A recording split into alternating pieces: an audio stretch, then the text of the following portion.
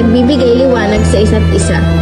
Ang mga miyembro mismo ng Kings ang bida, mga kwento ng pagtutulungan, pasasalamat at pagmamahalan sa trabaho. Ngayon, sama-samang ipapakita kung paano, sa gitna ng pagod at hamon, nananatiling masigla, mabait at puno ng diwa ng Pasko ang Kings family. Ako si Roldan Mangubos, 46 years old, magto 12 years sa Kings, speaker. Ako si Marlene Malabanan, 38 years old. So 12 years na ako sa Kings. Supplementary cater ako. I'm Marisa Emilia Marin, 32 years old. Years na ako ngayong July 2026. Arlene America Malabanan, finisher po, 44 years old, 10 years. Nga pala si Don D. Tatoy, 59 years old, Logistic Department, head driver. 8 years na ngayon sa Kings Cooperative. Ako po si Harrison Perdigone, 41 years old, Department of Logistics. 8 years na po ako dito. Ako nga po pala sa DC Ulave, 34 years old. Hindi share, kaya mo taon lang. Joseph Pateo, Supplementary Maintenance, 11 years, 35 years old. Ako si Jerry Spinas, 32 years old, Supplementary Maintenance, 11 years service. Ako si Pamela Dimaano, isang supplementary checker, 29 years old and 10 years na akong members ng Kings. Ako nga pala si Jelly Dimaano, isang finisher, 10 years na. Ako si Raymond Olan, Warehouse Officer in Charge, 8 years sa Kings Cooperative. Ako po si Sarah May Badilla, ako po ay 31 years old, support po sa Credit and Collections po ng SCPA. 2 years nang mahigit dito po sa Kings Cooperative. My name is Agnes Perez, 42 years old, the member supervisor of JC Kings for Power Cooperative. Almost 10 years na ako dito sa JC Kings. I'm Jonathan Mendoza, 44 years old. Magto 12 years na ako dito as Kings member. Ako yung operations supervisor dito sa South Luzon. Ako po si Maricel Calao, I'm 40 years old, magte 10 years, finisher, user reliever. Ako po si Mary Lodi Malalutan, 44 years old, 8 years, come January, finisher and user reliever. Jessica Banyadera, 46 years old, 7 years, sorted. Ako si Mary Ann Caparilla, 40 years old, finisher. 7 taon na po ngayong May 15. Ako si IBM Cuenca, 36 years old, 9 years. Ako si Marichu Valerio, finisher, 30 years old, 6 years na po. Ako po si Jerry Masalana, 35 years old, finisher, ako 6 years na yung July. Ako po si Jay Pajardo, 37 years old, finisher. Magsa 7 years na po kami. Ako po si Maricel Sulit, 7 years old. Ang 15 years na po ngayong February. Carmia Bonto, 31 years old, utility, 5 years in service. Rafi Billion, 21 years old, 2 years, Larkin Hanabe, 26 years old, 2 years in service, utility. I'm Jerry Zero, 15 years old, magto 2 years in service in Agent Obisano, 25 years old, 2 years in utility. Unang apply ko, parang nahihirapan ako. Pero nagkaroon ako ng mga kaibigan na nag-motivate sa akin para tumagal sa trabaho. At sa ngayon, masaya ako sa ginagawa ko. Maraming struggle, marami ding learnings. Pero mas madami yung learnings. At doon ako mag-develop yung sarili ko para sa ayos ng mga machine, tapos kung saan lugar nakakapunta. Yung pakikisama, na-develop, kung paano ka makipag-usap, kung paano ka na-disiplina din, kung paano ka itrato, yun, as pamilya. Kaya yun, hanggang ngayon, andito pa rin ako kay JCP. Naranasan ko din dito yung sense of belonging. Masaya dahil siyempre sa mga katrabaho, marami kang natututunan. Kahit iba-iba ang mga ugali nila, napapakasama ako naman sila ng ayos. Basta sama-sama, tulong, nagaganap ang trabaho, nagagawa ng paraan ng nahihirap ay napapadali.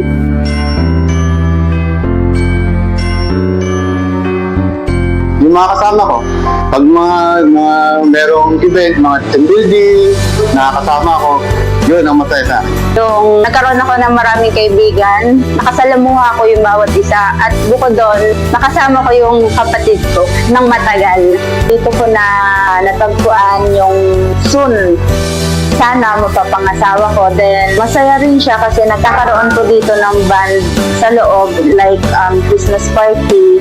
Napapasaya po ako kasi na-achieve ko yung pangarap ko para sa atin. Iba sa sahod, may mga benepisyo din kami. At yung mga kasamahan sa trabaho at yung mga binibigay ng things para sa amin.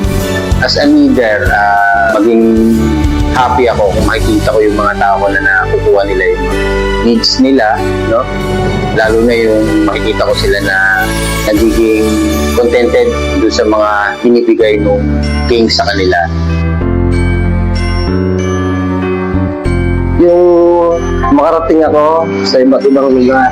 Halos taon-taon na nagbibigay sila sa amin ng award. Halos taon-taon na nakakasama naman ako. Kung paano naging buo ako, kung paano nagkaroon ako ng maraming kaibigan. Tapos, yung mga trato po sa akin ng matataas na parang kapamilya po. Nag-resign po ako dahil po nagkasakit ako na nagpagaling muna po ako. Tapos, binigyan po ako ng chance na makabalik.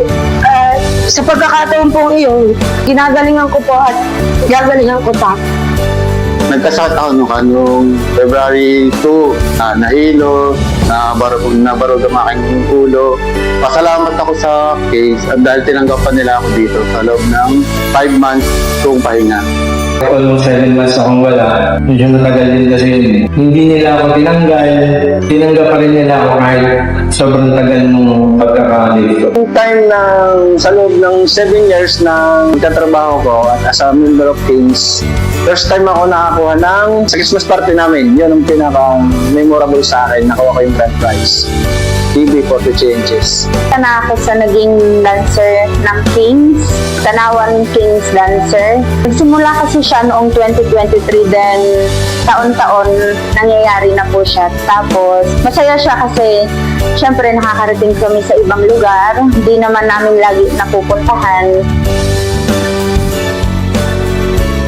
Nung ako'y nag-Santa Claus, yun ang hindi ko malilimutan na performance ko sa akin.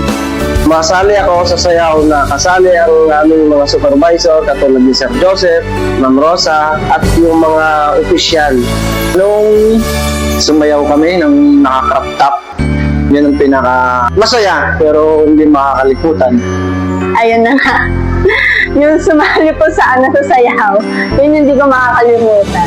Last year po, naranasan kong mag-gown. Hindi ko naman inaasahan na mag-gown po kami. Yun, masaya po. Yun yung mga hindi nakakalimutan experience. Nung 2018, kasi nung time na yun, magka-combine pa ang SCPA at saka ang Kings. So, mas masaya ang aura kasi kasama mo yung mga regular na kayo. Tapos ang kagandahan pa nun, kami yung na-champion ng Christmas party na yun. Mag-be honest ako, number 1, ayan, bigyan na sana ako ni Lord ng hindi lang partner in life but also partner in ministry doing the purpose. Ayun. Pangalawa, ayun, sa family ko, hanggat wala pa akong pamilya, mabigyan ko sila ng magandang good health, and siguro soon baka magkaroon na rin po ako ng pamilya. Umabot pa rin ako next Christmas bilang miyembro ng Kings. Makakasama yung buong pamilya, makauwi ngayong Pasko. Then, siyempre, mag-celebrate kami buong pamilya na magsama-sama. Saka, tumagal pa sa Kings. Papala rin. Sa akin is siguro yung good health lang para I'll be makapag-serve pa rin ako sa mga tao na dire-diretso. Siyempre sa family ko, makapag-provide. Makapagtapos ang mga anak ko ng pag-aaral. Tapos, magkaroon kami ng maayos na buhay. Para siguro sa lahat, hindi na lang para sa akin. Dapat lahat may hangat ng individual para everybody happy.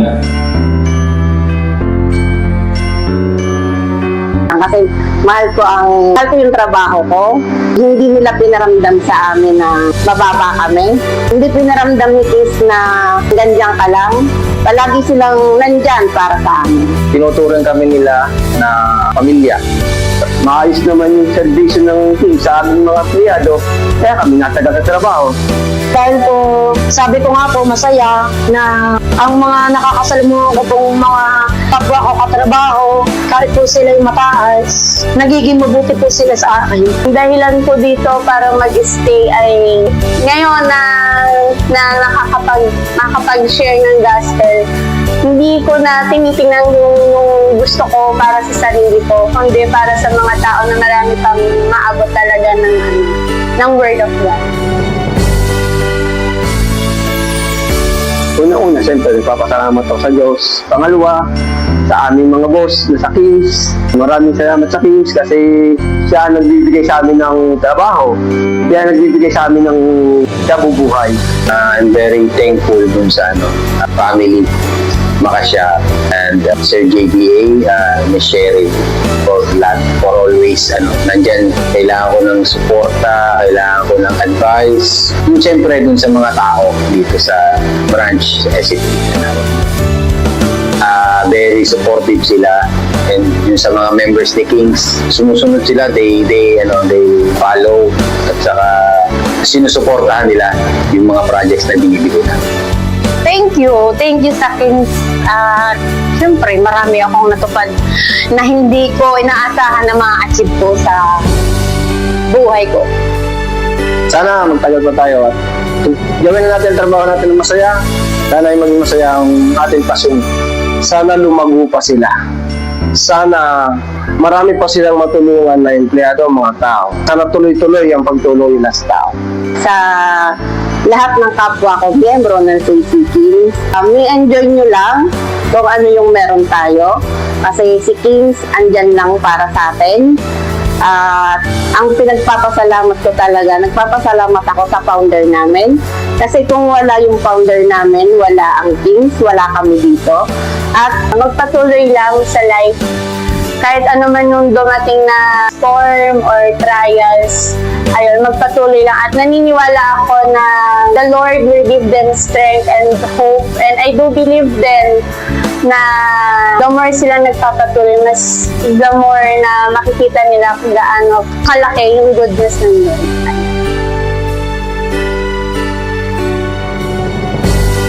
Christmas party ka rin. Kasi sa Christmas party, doon talaga nag-enjoy kami. Talaga nagpapagparty-party na kasi makikita mo yung aura ng iba. Kasi doon tayo yung makarin, kaya wala sa makarin na doon, hindi namin na-expect. Ang balik, doon kami na talaga nangintay namin yung Christmas party. Yung kahit simula yung kinahalit na hindi na sa yung 2024, nag-second round up kami. Ngayon, hindi namin nalimutan yun. Nag-expect ako sa akin kasi unang-una, mahal ko yung trabaho ko, masaya ako dito.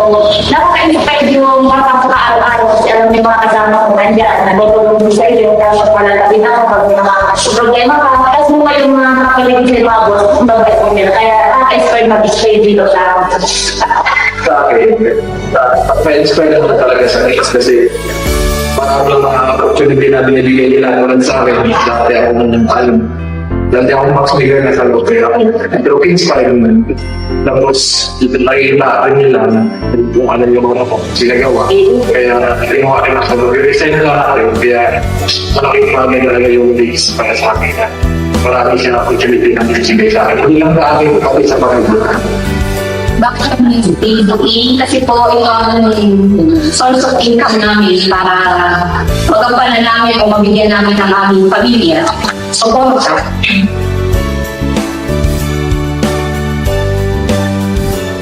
pasalamat kami sa Kings kasi binigyan nila kami ng opportunity na magkaroon ng magandang trabaho.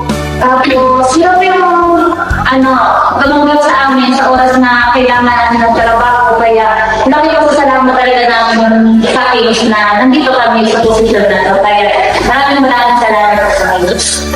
Ako Ako naman, nag-focus lang ako sa Kings kasi na matupad ko ang pangarap dahil sa pagtatawa ko dito na gagawa ko lahat ng gusto ko yung itupad sa pangarap. Ako po nagpapasalamat sa Kings ko dahil nagkaroon po ko ng pagkakataon na magkaroon po ng trabaho. Dahil po sa trabaho, marami po nagbago sa akin ng buhay. Nakatulong po siya sa akin pag-buhay. Pinapapasalamatan namin kasi hanggang ngayon, nandito pa rin kami at may maganda kami trabaho at maayos na samahan. Salamat po sa King Family kasi naging bahagi po kayo ng 10 years namin din na pagkatrabaho po kayo. Kings for all for kings. Kings for all for kings. Kings for all for kings. Kings for all for kings. Kings for all for peace. Kings for all for Kings. Kings for all for kings. All for kings, kings for all.